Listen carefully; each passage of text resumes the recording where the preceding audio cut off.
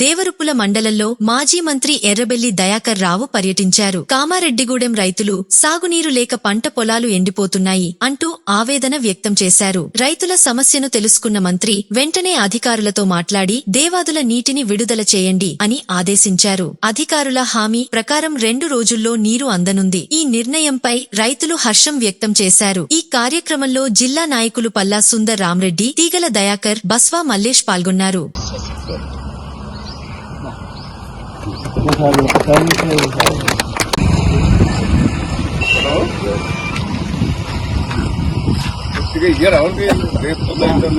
వెళ్ళిపోతానే కామారెడ్డి కూడా సీతారాంపురం ఇదంతా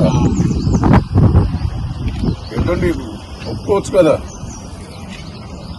మాట నిలబెడతావు కదా, ఓకేనా? నీ మీద మరి హామీ ఇస్తుంది అందరికి, నీళ్ళు ఎల్లుండి ఇస్తావు కదా.